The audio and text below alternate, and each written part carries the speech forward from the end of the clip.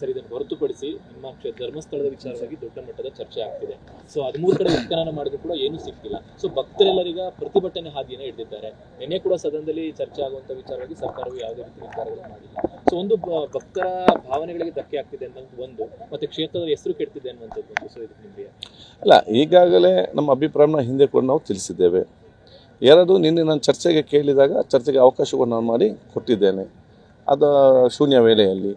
ಅದಕ್ಕೆ ಹಾಸ್ಪಿಟಾಲಿಟಿ ಕ್ಷೇತ್ರದಲ್ಲಿ ಜಾಗತಿಕ ವೃತ್ತಿಯ ಕನಸು ಇದೆಯಾ? ಜಾಗತಿಕ ಅಧ್ಯಯನ ಉದ್ಯೋಗ ಅವಕಾಶಗಳೊಂದಿಗೆ ಭಾರತದ ನಂಬರ್ 1 IIHM ನಲ್ಲಿ ಓದಿ. ಪ್ರವೇಶ ಆರಂಭವಾಗಿದೆ, ಈಗಲೇ ಸೇರಿ.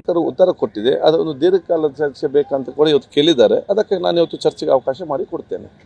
ತಮ್ಮ ಅಭಿಪ್ರಾಯ ಅಂತ, ಯಾಕಂದ್ರೆ ತಮ್ಮದೇ ಕ್ಷೇತ್ರ, ತಮ್ಮದೇ ಜಿಲ್ಲೆಯಲ್ಲಿ ಇರ್ತಕ್ಕಂಥ ಹಿನ್ನೆಲೆಯಲ್ಲಿ ಅಲ್ಲಿ ಸಾಕಷ್ಟು ಊಹಾಪೋಹಗಳಿದ್ದಾವೆ, ಬೇರೆ ಬೇರೆ ವದಂತಿಗಳನ್ನ ಹಬ್ಬಿಸ್ತಾ ಇದ್ದಾರೆ ಸಾಮಾಜಿಕ ಜಾಲ. ನೋಡಿ, ನಾನು ಹಿಂದೆ ಈಗಲ್ಲ, ನಾನು 1 ತಿಂಗಳ ಹಿಂದೆ ನಾನು ಹೇಳಿದ್ದೇನೆ, SIT ಏನಿದೆಯಾ ಅದನ್ನು ತನಿಖೆ ಮಾಡ್ತಾರೆ, ಆ ತನಿಖೆ ಮಾಡಲಿಕ್ಕೆ ಬಿಡಿ.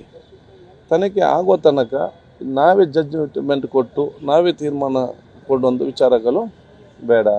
ಯಾವುದೇ ಒಂದು ಧಾರ್ಮಿಕ ಕ್ಷೇತ್ರದ ಪಾವಿತ್ರತೆಯನ್ನು ಮತ್ತು ಅದರ ಇತಿಹಾಸವನ್ನು ಮತ್ತು ಒಂದು ಸಂಸ್ಥೆ ಪಾತ್ರ ಕಾಪಾಡೋದು ಸರ್ವರ ಕೂಡ ಇವತ್ತು ಜವಾಬ್ದಾರಿ ಆಗಿದೆ ಇದರಲ್ಲಿ. ಅದಕ್ಕಾಗಿ ತನಿಖೆ ನಡೀತಿದೆ. ತನಿಖೆ ನಡೆದು ಸತ್ಯಾಂಶ ಬರಲಿ, ಅದು ಏನಿದೆಯಾ ನಮಗೆ ಗೊತ್ತಾಗುವಂಥ ವಿಚಾರ ಗೊತ್ತಾಗ್ತದೆ. ಅಲ್ಲಿಯ ತನಕ ನಾವು ಪ್ರತಿಯೊಬ್ಬರು ನಾವು ಒಬ್ಬೊಬ್ಬರು ಒಂದೊಂದು ರೀತಿಯಿಂದ ಇವತ್ತು ಏನು ಸ್ವಯಂ ಅಭಿಪ್ರಾಯ ಅದನ್ನು ಹೇಳುವಂಥದ್ದಲ್ಲ.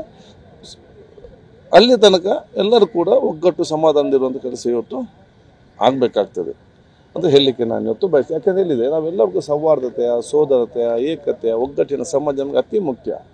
ಅದಕ್ಕೆ ಬೇಕಾದಂಗೆ ಎಲ್ಲ ಕೆಲಸಗಳು ಇವತ್ತು ಆಗಬೇಕು. ಸರ್ಕಾರ SIT ನೇಮಕ ಮಾಡಿದರೆ ಆಗ್ತದೆ. ಇದರ ಬಗ್ಗೆ ಚರ್ಚೆ ಬೇಕಂತ ಹೇಳಿದ್ದಾರೆ. ನಾನು ಚರ್ಚೆಗೆ ಅವಕಾಶ ಮಾಡಿ ಕೊಟ್ಟಿದ್ದೇನೆ. Thank you.